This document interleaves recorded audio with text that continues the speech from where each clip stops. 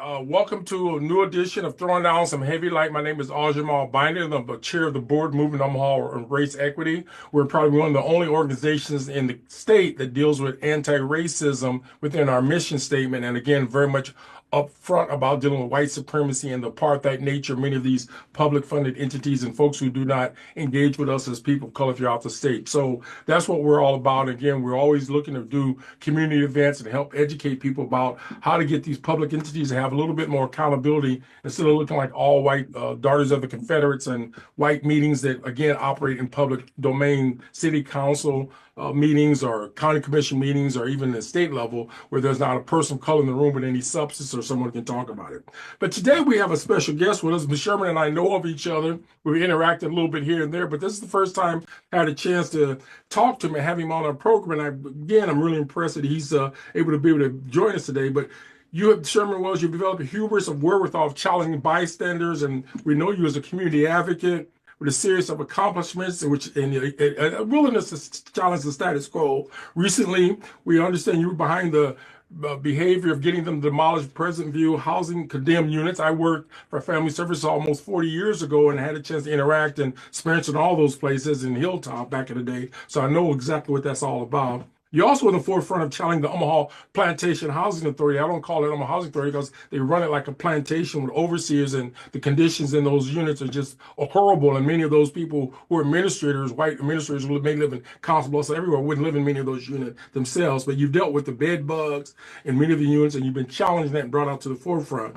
And I know when the brother was murdered in cold blood by the police department, Sherman was on the scene bringing people together. And again, I heard some of this on the background information through the grapevine that you were able to bring people such as the Urban League, the NAACP, and do a press conference to do some stuff in the community to speak to that. I know it was not easy to pull that off because, as you know, some of these things have happened in recent years. So first, welcome to the show. And we'd like to first, if you could share a bit more about yourself, and then we'll switch to some of the questions. So Sherman, share a little bit more about what you're about, and then we'll go into the questions.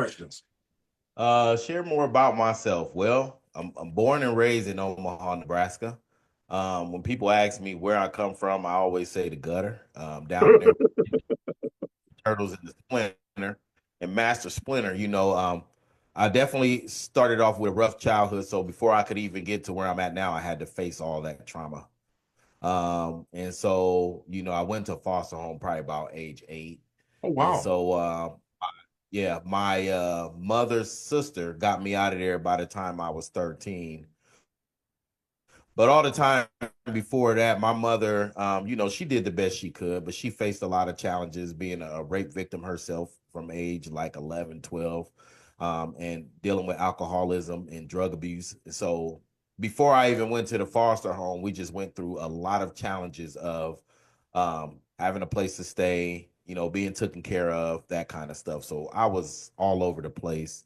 It wasn't until Sundiata Menelik, his mother, which is my cousin, she seen us in really bad shape and she invited us over, changed our clothes, gave us something to eat, and then she called the state and they came and they took us. My mom actually ran out the back door. And so yeah, I went to the foster home by age 8 because we was just unstable. We moved place to place, and at those places is where we had a lot of the sexual abuse and physical abuse happening because my Use mom the would word just leave they. us with There were people other that we family didn't members that know. encountered this in your family? You said they. What was that? You said they. So there were other parts of your family that was also in foster care too? Yeah, yeah. I have 2 sisters. Okay. Well, I actually have 4 sisters, but the 2 that was born by my mother, they was with us. Well, sh 2 of them, I got 2 sisters, but one of them was actually somewhere else, and then the other one was with me as we moved through the foster homes and different things. And so, yeah, it was pretty bad. But Wow.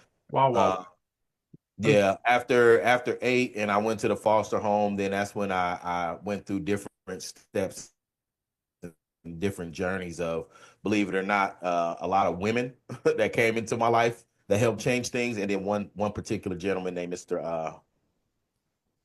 Carl Jackson. He went to Greater Bethlehem Temple. Okay, good.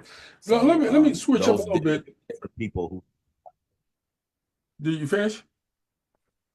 Got a little hesitation yeah, going. I'm done. Some of the OGs who did advocacy are not aware of what transpired when you were able to get the Urban League and NAACP to take us down on that murder of the brother. And how did that happen? And I know we don't long-winded, but in terms of what did you do specifically to get to the table? Because I know that's not always easy to get establishment people who are getting funding from different sources to take us down on something like that. For some, it may be controversial, but for us, it's normal in Nebraska. But how did you make that happen? Well, I'll start off by saying let them tell it they were already going to say something, but since they have been non-responsive to a lot of things, the community actually was coming to me saying, "What about the NAACP? What about the Urban League?" So initially, I was just going to go there unannounced and just say, "Hey, what what's going on?" But what I did is I called Pastor Williams and I called the dude from Urban League. Wayne Brown. What's his name again? Wayne Brown. Yeah, Mr. Brown, and told him, yep, to meet me at the church and that we was coming, and it was me and probably about 5 or 6 other community members. And it got pretty heated. I'm not gonna lie to you, because it was not really asking, it was telling. This is what we need from y'all in these positions in this community. And what came out of it was the press conference. But like I said, if you ask them, they would say that, oh, we already kind of had planned on doing something or saying something. I know Pastor Cavett had already planned on it, but yeah, getting everybody to the table, and then I just put whatever differences I had aside to stand there. I didn't say nothing that day, but I just stood there and let them talk. But I think it was important during that time for us to have that unity, but I would have liked to see more develop from that. And like I said, the initial meeting was pretty heated, and then they turned around and gave me this Freedom Fighter Award like a few weeks or a month afterwards. But since then, there's been no more communication. Wow, that's unfortunate. That was one of the things I was concerned about is we do that as a pie in the sky. We do it and all of a sudden dissipate and nobody does something. Now, one of the things many people purport to fight or advocate for the community. Why or what is your motivation getting involved in the advocacy for African Americans in the community? What drives you, in other words? I would say what drives me is just being from the community. And like I said, coming from the gutter and not having that for myself as a young man.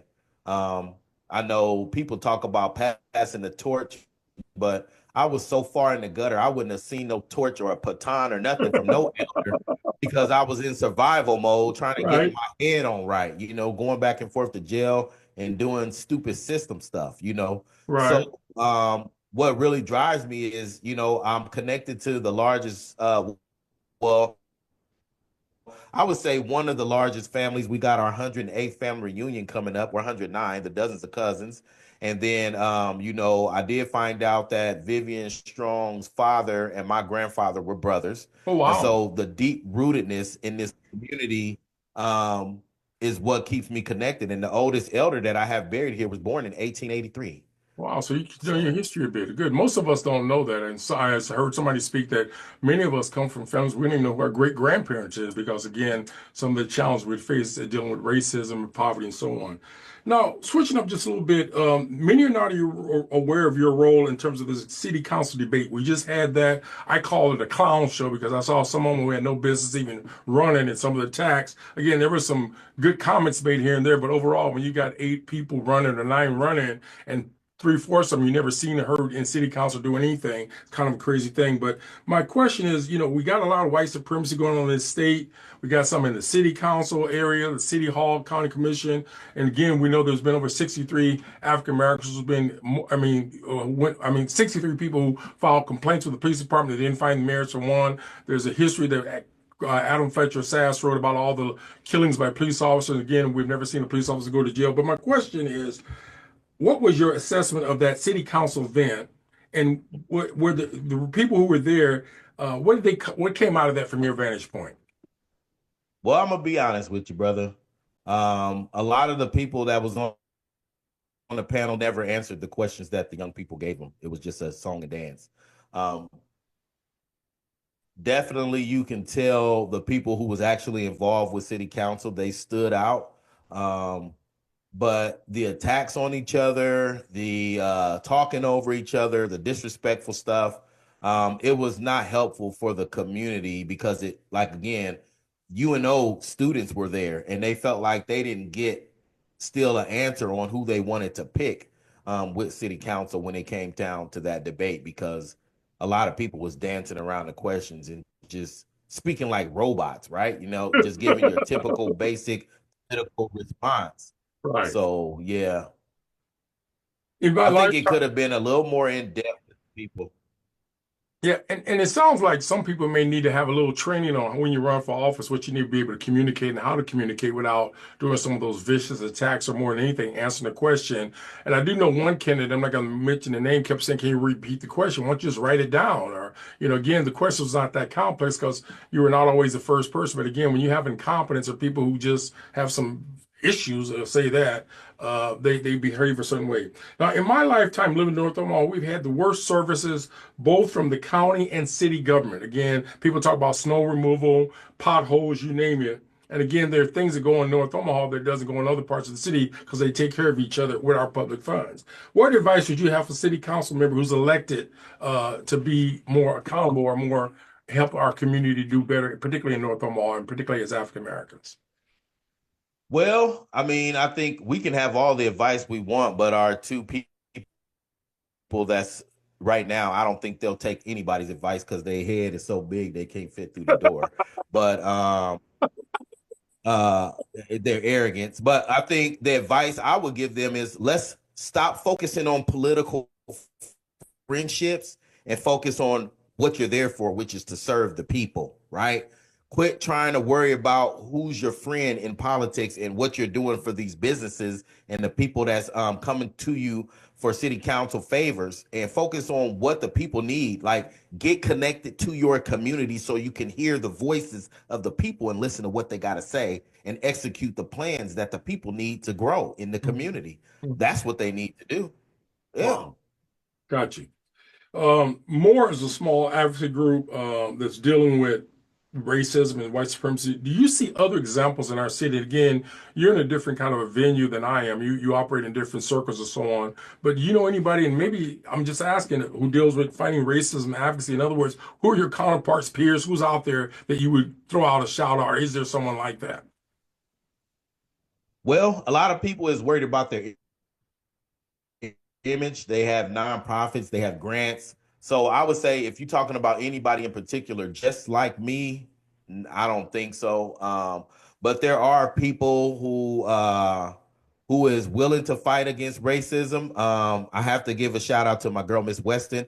I Mhm. love that lady right there. She behind the scenes and in front when she needs to be. She'll jump out there with me on anything. And then you got people like Kasim Shabazz, especially when it comes to racial injustices, stuff like that. There's not really a lot of people though.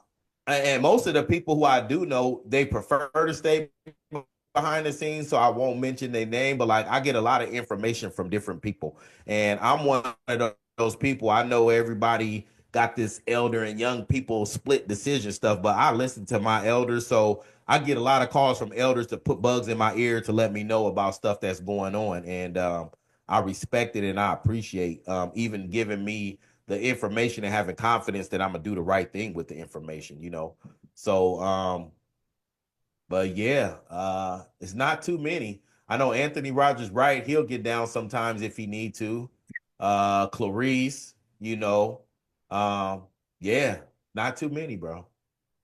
A little side issue that just hit me. I used to teach at the University of Black Studies, also taught in the School of Social Work, Mhm. Methodist College Metro. And one of the things I'm concerned about is when you have practitioners like yourself and people in the community, we sometimes need to bring you into the academic institutions to help social workers, educators, and people who might be potential advocates. Now, again, I'm of the mindset many of these programs are useless. They haven't done stuff. There's so few people. They get their degrees and they think only about themselves itself. And, I know right now DEI and all the diversity programs under attack. And I don't see a lot of people jumping to their defense because some of these people who work in these places have no connection with our community. My question specifically, have you ever been or have you been invited to help speak in a classroom at UNO or Creighton or anything that you do from an academic point of view of your being a practitioner, but also someone who challenges and help people to do advocacy? Have they ever invited you? No. University of like Lincoln. I've been to Lincoln before to talk. with future teachers. I've been going to Scott Catholic School Wow. a lot, to go talk with those students, and then different programs like Goodwill and all these different programs where they got young people. But no, as far as UNO or nothing like that, nope, I've never been What invited about to. Black studies? I guess obviously you're African American. They're African Americans, Yeah. most of them out there. You never been invited to Black studies, all the stuff you've been doing for the past year? No, sir. Wow. Anyway, that's one of my criticisms of why these departments are basically not developing the mandate. And again, you look at their outcomes, you have the few doing the work of the many. Switching up again, I'm going to ask you, if you had a wish or one for African communities, you had that magic wand, what is it you think we need most? Again, I'm coming from a point of view, you had some sense of efficacy or power, whatever, that could make it happen. What would be your magic wand for us here in Omaha? And we are a unique community in this part of the country. If I had a magic wand, I would zap everybody to help them understand who they are, a better understanding of self, the power that we really have, the creative nature, the God spirit, everything about us that's so beautiful. I would want them to realize it, because right now, what I see is so many people, it look like we're just coming off of a manufactured machine, and everybody acts the same, talk the same, look the same. There's no individuals anymore. People's not realizing the power. They don't love themselves. And we give our power away to people who is just only going to use us for situations, whether it's the equitable criminal justice system, the ADHD medicine, the secondary schools. We're just a commodity. We're a lucrative business. And so I would love to see people understand the power we have and take on our own economic growth, our own teachings, and the self-love, man. People, man, I wish Black people would just love themselves more, so that we are able to not really come together, I would say, but like just everybody have that same thought of we can put ourselves first without seeming like, oh, you're racist. No, we don't. We can put ourselves first. It should be Black first. All other races can cater to themselves first without being called racist, but us. So Well, I that would be appreciate my that. wish, brother. One of the questions and theories that I argue, and I've said this, and some people may take offense with it, I don't think district elections have helped us. I mean, I look in terms of the amount of money that's been squandered and spent in our city, particularly COVID money that doesn't make it to us, all these programs, we have not seen the manifestation of us collectively climbing out of our cesspool. Again, you have to compare African Americans to whites and so on, but at the end of the day, they use our statistics and data to get federal funds or state funds. Then all of a sudden you see folks coming to our communities sucking up that money, and again, they don't have any kind of linkage to us. And then if you look at their board of directors, they got the same old has been. Two example I would say is we got a guy, I'm not going to call his name out, but he's director of Verse for the city. I've not seen one piece of paper with his name on it where he's advocated for improving the apartheid condition in city or county governments. Again, county has their own fake programs, but they haven't done anything with terms of race. You got the chief of staff. Again, I'm not going to call his name out, but you would think these folks would have a high profile if they had pigmentation or melanin in their skin to bring other people from the community to help them develop public policy issues. And so I don't necessarily think that one city council or elected official can be all things to all people. But I question that. Again, I don't want to be attacked. On one level, say, show me the data, show me the numbers. So are we better off 5, 10, 20 years compared to the dominant group? And that's a question I would raise. Has district elections really helped us if, we can't do the basic rudiments to help improve our community?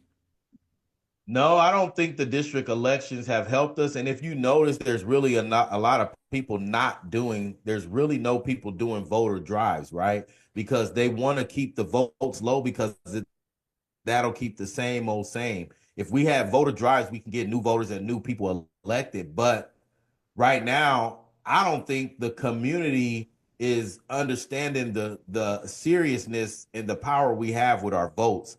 So definitely after this election, what I'm going to do during this 20 weeks, what we plan on doing starting June 1st, that we're going to have voter registration for every Sunday. It's 20 weeks, every Sunday, 4 to 7 at AOS.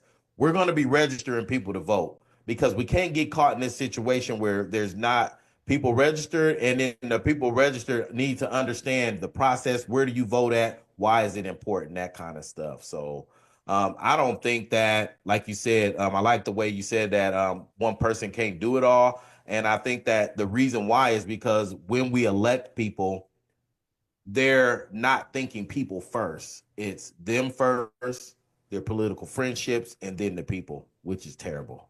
It's ironic, and I know some people, I consider the Democratic Party antiquated. The Republican Party is, I don't know how to describe their white supremacy, but do you have any role? Because I know they have an executive director who's a dark skinned person, and they're supposed to be black people, generally people of color support the Democratic Party. But do they work with you like again the Democratic Party? Because I've written letters to them, they won't respond, they don't meet, with people in the community that I'm aware of. And like I say, I can say I've written letters to school board members, I've written letters to again the Democratic Party officials. I haven't heard a word from Jane or Precious on my letters. Again, I'm not calling them out. I'm saying if you're going to be trying to get people involved, how do you network and work with that? So my question to you, Sherman, do they work with you? Because you're doing stuff that they should be doing. I don't. I really don't have no working relationship with either party. Now, I do talk to Precious personally as a person, but as far as like have the Democratic Party came to me or the Republican Party came to me for anything, no. I think Don Bacon helped with a we had a gang intervention thing that we did, and they donated $500. So that was one thing, but like no, not really. But like Precious herself, she helped me with some the bike giveaway thing that I was doing. She connected me with some people to get those bikes. It was like 80 something bikes for the kids to give out. But other than that, no, I haven't had no help, or like none of them have ever came to me to say, what can we do to help, that type of stuff. No. I looked at the web page and it was laughable. I mean, I look at some of the people on there. I've never seen them in my life do anything in my generation or even after. And so see a lot of faces, fresh faces. But again, like I say, I've never seen people beating the path. We do know that Preston Love has been around trying to get people to vote and so on. But again, he's one individual who's in his 80s. And we shouldn't have to go to people who are in our elders to always do the legwork to get people involved in the public policy, advocacy, and social justice world and so on. We're getting close before we open it up, but I want to ask you about two more, three more questions. You raised a number of issues about, and I saw this just recently about the police officer replacing that billboard about, again, you had something about the murder of that African American. All of a sudden, they put that billboard about recruiting people, and I heard you explain it a little bit. But some people would say it's kind of suspicious of all the billboards they picked that site. And so my question is, some of us are skeptical. I mean, again, we know the police department has a dismal record in working with the black community, except through their henchmen or their people who are yes people or people who they give money to. But I don't know of them ever doing a community forum without their handlers in general. And since my tenure dealing with some of this stuff, but my question to you backwards is: was that thing resolved to your satisfaction of that billboard thing? Not to my satisfaction. Absolutely not to my satisfaction. Because when I contacted Lamar Billboards, what I wanted them to do was have the police find a new spot. And according to them, and I did talk to Miss Thomas, who's the recruiter. She said she didn't have no idea that that was there before, but I just, like Are you you talking about said, Sherry? there's Are been you talking so about many Sherry things. Thomas, the one of the deputy chiefs? Yeah. Oh yeah, I Um, wrote her a couple of times. She never responded to anything. She had some data. She never shared it. And again, no disrespect, but how do you get in a key position as a person of color and you don't show what's going on in that system in terms of numbers and data? But anyway, go ahead. yeah, so I got her number. We talk like if I need help on stuff or if I got questions. But the Lamar Billboard said that they could not take it down because of the material they use. Once you pull it down, it won't be reusable. But I was able to get Miss Ford's billboard moved to a digital billboard, so they gave her a couple of free weeks of advertisement once Cameron's came down. But yeah, that was really bad for me. And regardless of if it was on purpose or not, the perception to the community is Right. bad. And you're talking about recruitment, but how do you recruit and spit in our face at the same time? Because that's, to me, it was just a terrible look. And so, and it's basically saying, "Are you ready for more?" That's what the billboard said, and it's police. And but before that, we got a no-knock search warrant where a black man was executed. Are we ready for more executions? That's how I took that. That's why I was offended. That's why I said something. But again, she did call me and say that it wasn't her intention. She only spoke for herself. But I do find it hard to believe, not saying she's a liar, but somebody in the police department, because of the crap they've pulled with us before, and slaps in the face that they've done before. I just felt like it might have been intentional. By the way, I don't know if you've heard, and it was in the black media, or let's say online, one of those publications where there was a black guy in Cincinnati where he had a police officer kill his son, murder his son, or something of that nature. He turned around and murdered another deputy or so on, and they all lined up, about 50 or 60 of them lined up to give him a mean look. But at the end of the day, there's this conversation community that, if you keep killing people in our community who are innocent or unarmed, then people are going to have some kind of redress. Did you hear about that incident? Again, I guess the son's name was Rodney, and the father is probably going to go to jail or be executed. But he said, in a sense, you killed my son, I'm going to take you out. How do you react to that kind of situation? You Or do know, we? Mr. Hinton, Right, I can't say what I wouldn't have done in that situation, because they did say that his son pointed the gun and all that. And then when he went and looked at the body cam footage, he actually just took off running. And so they just shot him down. Uh, and so, in that situation, we tired, bro. I mean, we just tired of the killing of black men with no repercussions. So I can understand why he did what he did. I'm not condoning it, but I do salute the brother for taking action, some type of action. Most of uh, us are getting on TV and cry and mourn our child and not do nothing. So he did what he felt like was necessary. And again, if it was my son, I can't say what I would or would not have done, to be honest. right. Well, I do know when you look at Adam Fletcher Sass, North Omaha report that he shared with us through the program, is that we've had so many murders by police officers, and not one police officer in Omaha, Nebraska has ever served a day in jail in over 60 or 70 years. And there's been so many, he has a documentation of how many people have been killed under suspicious circumstances, including, was it Richard Kellum way back in the day when I was first doing my advocacy? They took him downtown, beat him to death, and none of those officers saw a day in jail, nor were they disciplined. What's the guy who was the Native American who was tasered to death? Those guys got a little discipline, but again, some of them got rehired on the force, and they got a checks and balances when they bring these same vipers back into the force, and you wonder why people get frustrated about how dysfunctional this Keystone Cop department is in our city. So that's just concern. We're down to the last minute before we move into the comments away from other people. Are there other things that you may want to share with our participants or listening audience or people out there in our circle of influence? Sherman. I would just say stay vigilant. Like look out for what's to come with North Omaha. I think District 2 has become more conscious. We're definitely aware of the people around, and the takeover of District 2 has happened. And now we got to take it back. There's a lot of out of towner or different groups that are speaking up for the people that really don't have the interests of the people in mind. So the removal and the accountability part is here and it's coming. By So the way, some people have shared with us a gentrification that's coming in North Omaha. Even though back in the day, African Americans were majority, now you got all these other folks coming in and buying houses and so on. But the question becomes also is that again, it's still a concentration of black folks in that area. We still need to pay attention to some of the stuff that's going on that's displacing our elders and people and getting people in sub-separate and housing like OHA stuff. So it's a real concern. So any other thing, we're going to move into participants who are here if they want to make comments, ask you a question. We're up on a halfway point. So folks out there, raise your hand or talk directly to Sherman Wells about issues you may want to share with him.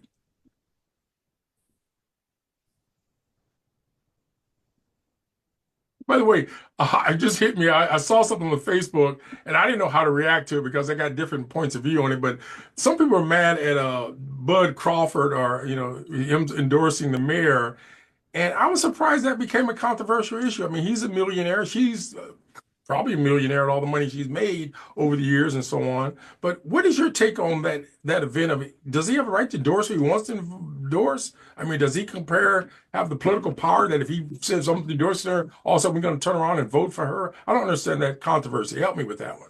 I think the mayor's a gangster. So she went after what she thought in her white mind, who was the most political, popular person amongst the blacks. And so For her to do that, it was a gangster move. For him to do it, like he said, we don't make his money, so he didn't care what we thought. And he is a human. He got a right to do what he want. Um, do I agree 100% with it? Nah, but at the same time, he can do what he want to do. But yeah, she a gangster, man. That lady. She goes out of her way to make sure she crushes her opponents, and I think she's probably done memorized the 48 laws of power by now because she do a lot of things that I see that man, she just do what she want to do. That's why they call her Mean Gene. So yeah, Well, man. Ms. Solinger calls her Queen Mayor. In other words, she makes decisions as a unitary person. And again, I saw the clips on Facebook where she basically promised we should take the vote to the people for building that trolley to nowhere. And then, of course, that she was also on record as dealing with the food tax, where she said it should come off. Now they get the money you go out to eat, you got to pay another 7% tax or whatever you pay for when you buy food in the public, yada, yada, yada. But other feedback, other people want to comment. Sherman's on the line.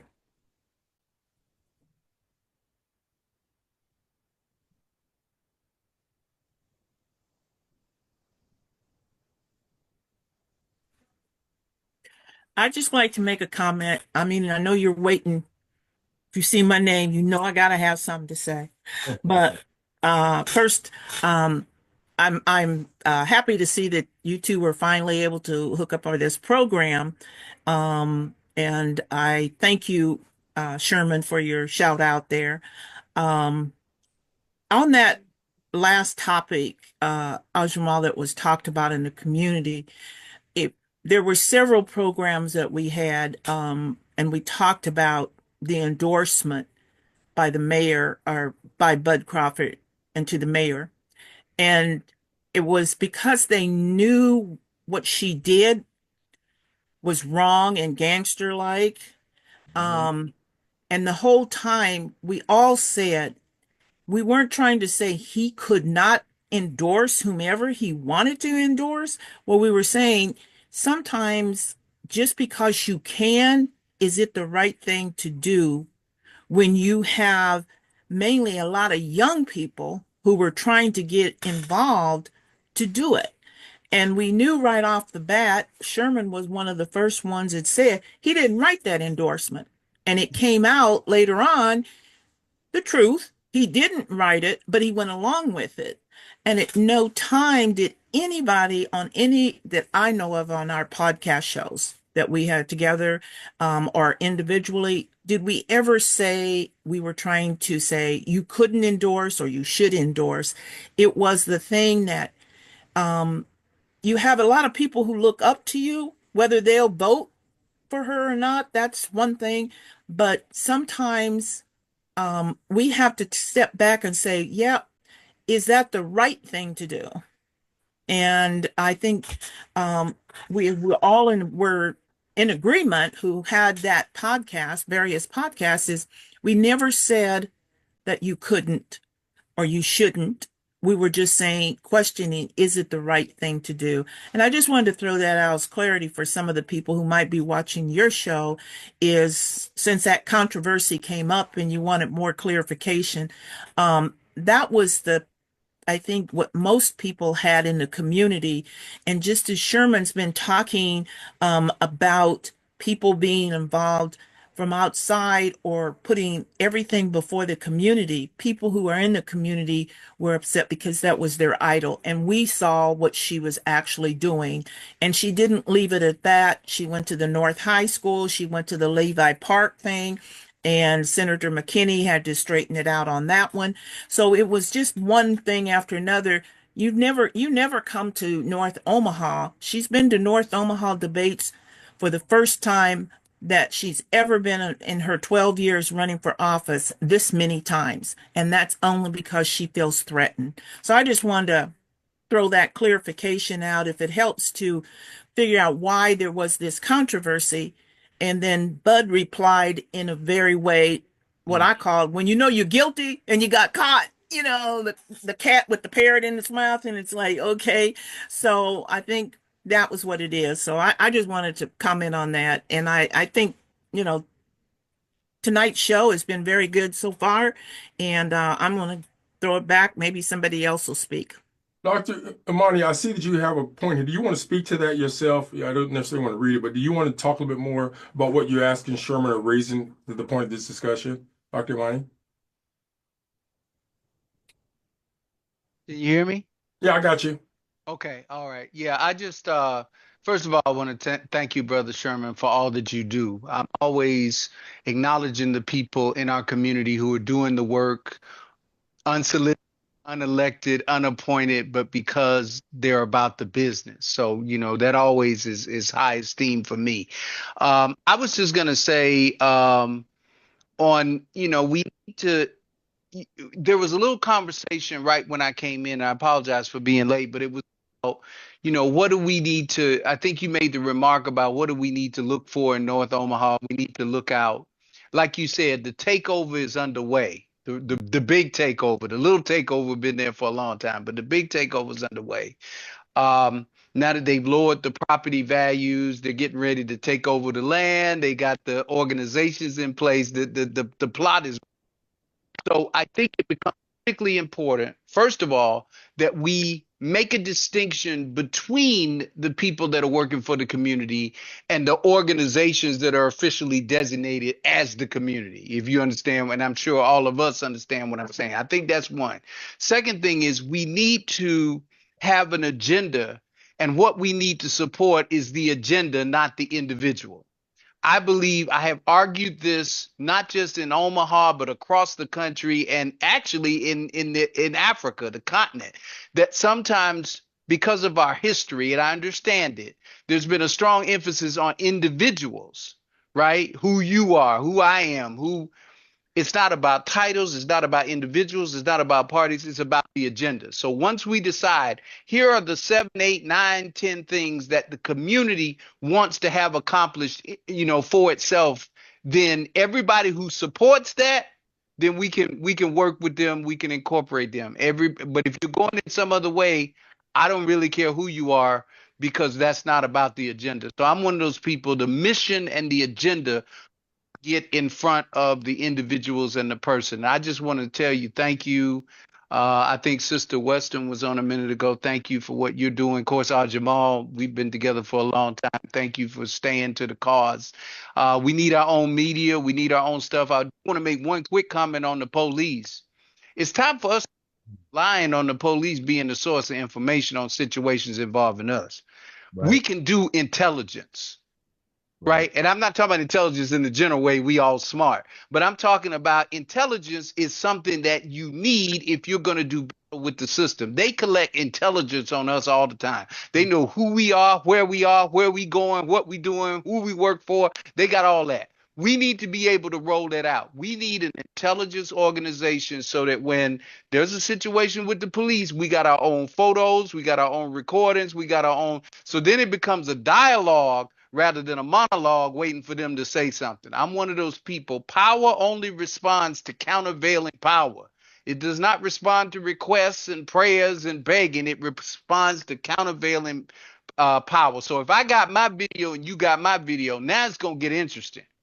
Because now it's not about your official video. It's about my video too. And my video don't show what your video shows. So Right. now we got to have a talk. Right. I'm done. Right. I'm done. I'm going to set up. Good. Hey, Sherman, I was going to ask you a question, and I'm switching up, but we're still in the same thing.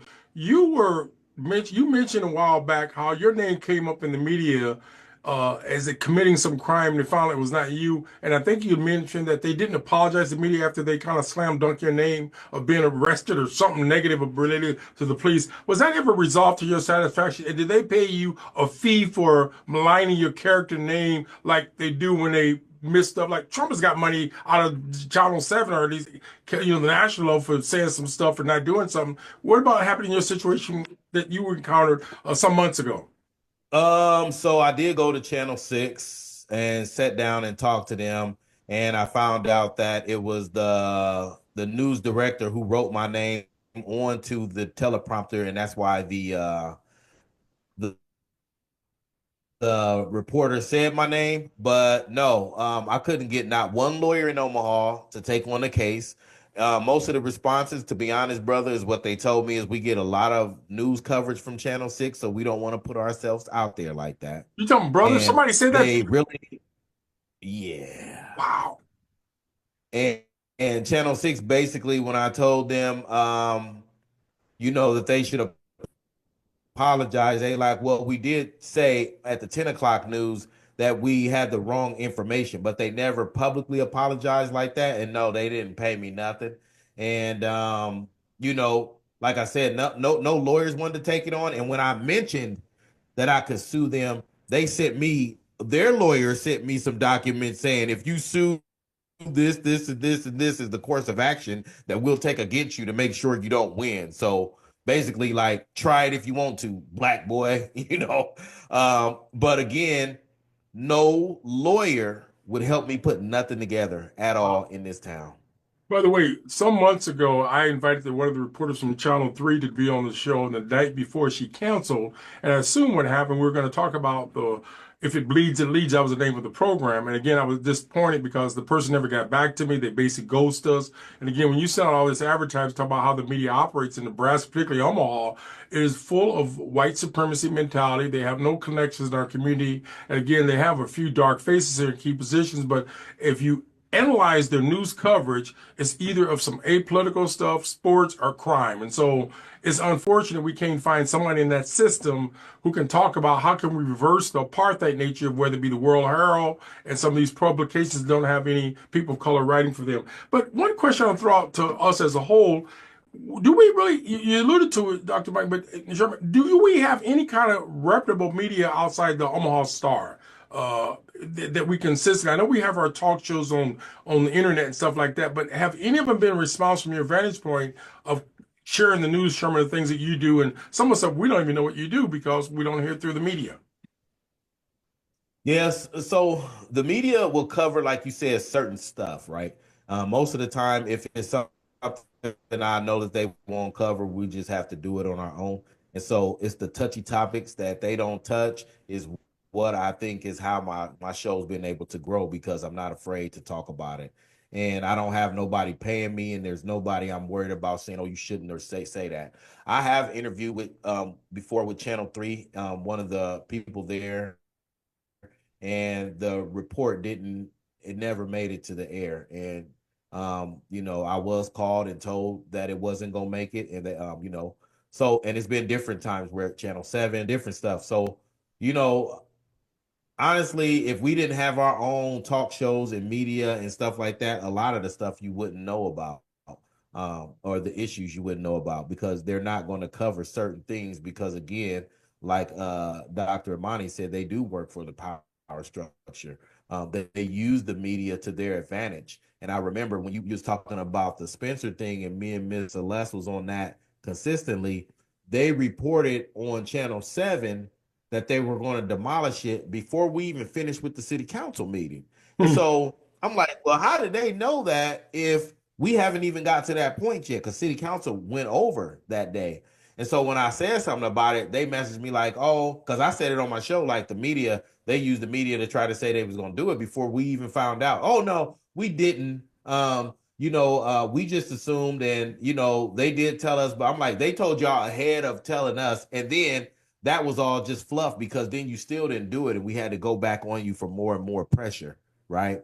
And even just like with the Malcolm thing we was talking about before, the media didn't show up. Only people was down there was me and Paul Fileman.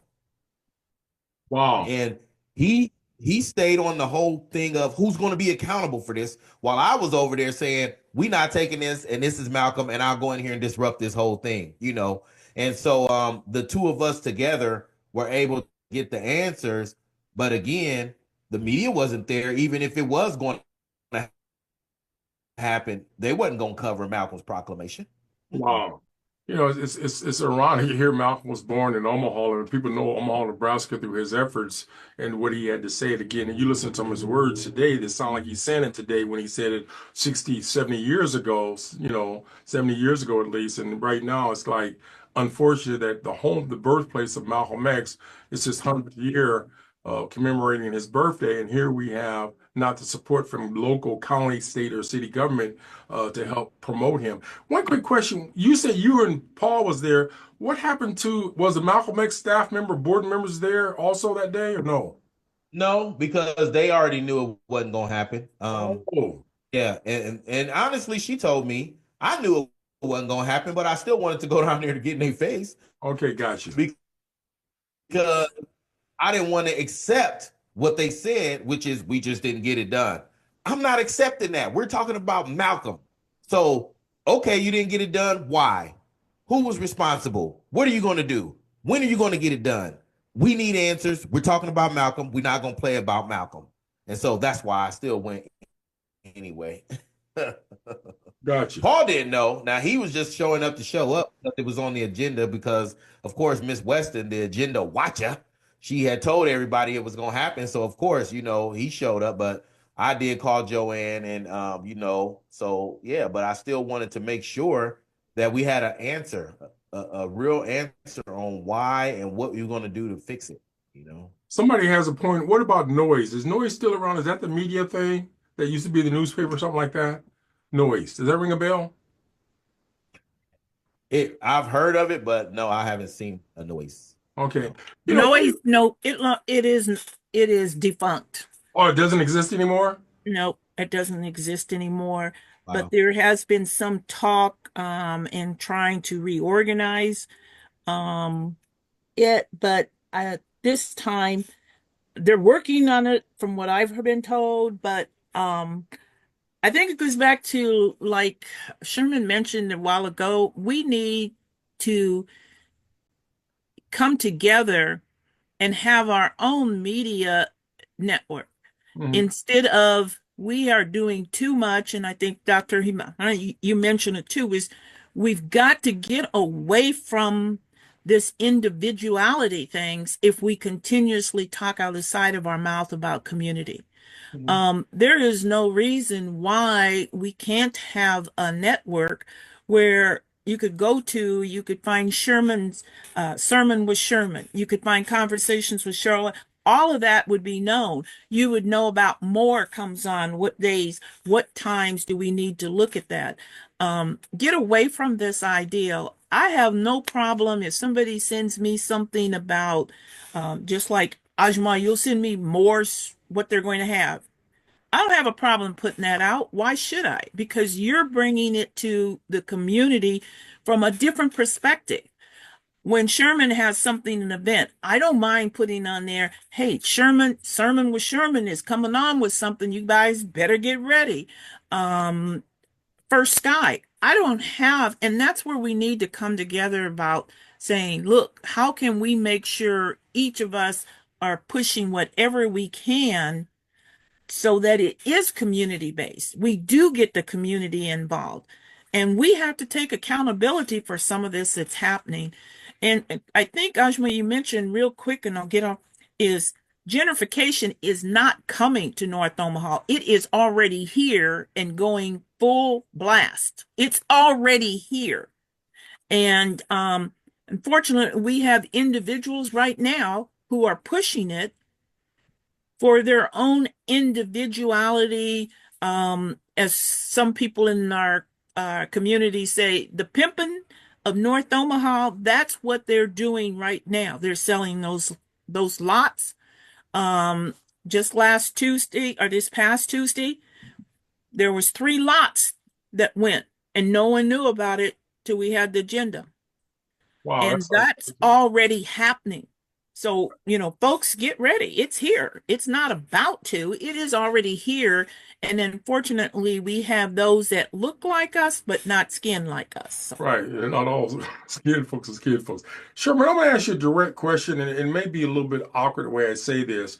Some of us who grew up in Nebraska and those of us who grew up in Omaha, we will oftentimes allude to people we know can give us information, but oftentimes we're anonymous in saying who it is. So, for example, if I say Keith Station has not busted a grape dealing with stuff, I'm calling him out as a public official. He may be the nicest guy in the world, but totally incompetent in his job by virtue of what other people do. Or if I say Tommy Warren is the chief of staff for the mayor, I'm not seeing the pronouncements or a paper. Again, I'm 70 years old. I've never seen half these Negroes write a sheet of paper on anything. So my question is, do we as Nebraskans or Omaha niceness capitulate to these folks when we don't drop their names? Again, could be good people, family people, uprighteous, you name it. I know some of them don't have children born in wedlock at some levels, or children born the same year from different people. I'm not cracking on them, but sue me. But my question to you is, are we complicit when we don't call their names out and they're up there tomming and shucking and driving and doing the stuff that undermines our community as black folks, are destructing,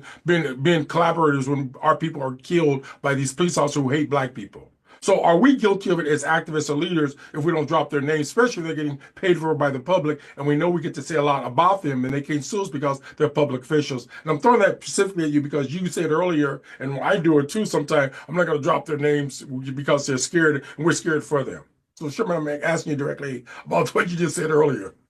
Yep. I think it is for us, it's complicity. I had an elder tell me, Elder Carl, actually, he told me that when somebody is on the other side of the line of the community, it's not us going against them, because I told him I don't ever want to feel like I'm versing my other black people. You know, we should be able to talk about it. But if they're in an elected official position, right, and you're still going against the people, then yeah, we should be able to say their name, without them taking it personal. And it's not us versing each other. Is that if you're not doing what's best for the community, then we should be able to say that in your elected official title and role. And so, yeah, I had Keith Station tell me before that he done caught a couple strays from me, and that's fine, you know, because he didn't respond to Miss Celeste during the Spencer East project, and he didn't show up. And so I was at city council, and she was like, "I don't want to say who didn't," and I said, "Yeah, well, it was Keith Station." You Yeah, know, I just wrote him a like, letter. He never responded. I do remember one time I wrote him a letter, and the only way he responded because I mailed to all his white female colleagues, and he called me up. He abruptly had to leave with some family problems or whatever, but he never got yeah, back to me. But specifically, that's part of our problem. They don't even have to be elected officials. They could be, like, for example, the Urban League director. We sat down, me and Dennis Walmack, about a year ago, November, gave him 11 questions. He has not answered the questions. He basically lied and said he'd get back to us. Again, he's a wow. nice guy, but if you can't answer simple 11 questions from community people, why are you in that position? You shouldn't be there. Seriously. Yeah, I think that's true. And, you know, it was just like when we was getting my cousin's her street renaming and the Nebraska historical marker for Vivian.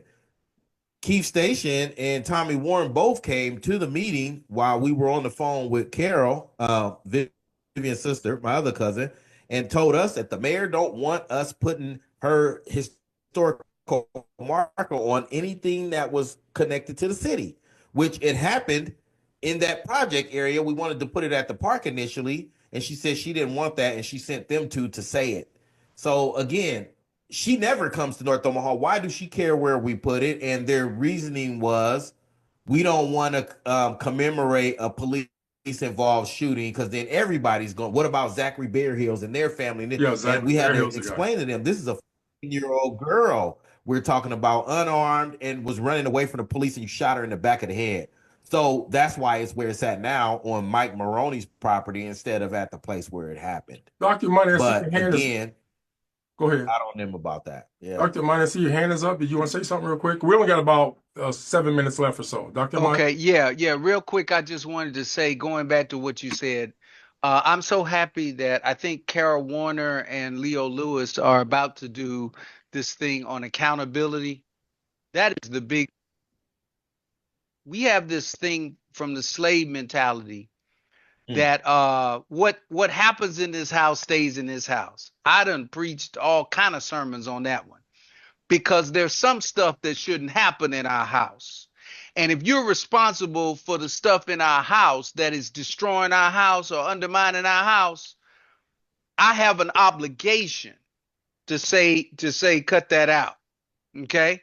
Now maybe I can approach you initially privately and see if you're gonna reform, but at some point I'm gonna have to put you on blast because you are actually destroying the house. But I still think somewhere in the back of our mind, Dr. John Henry Clark used to talk about the little colonizer in our mind. And the little colonizer says that by me telling the truth about some of the negative things that are going on, that I'm undermining the community. No, it's allowing the negative stuff in the community to continue to go on. Mm. That's what I'm doing, or that's what I would be doing to undermine the community. So we gotta really discard that idea that we still in slavery, and we gonna get in trouble with boss man and boss mama if we tell on each other. Look, I got to tell on you. If you hurting kids, you hurting us financially, you hurting us politically, I got to tell on you, not because I'm trying to destroy you, but because I'm trying to correct you.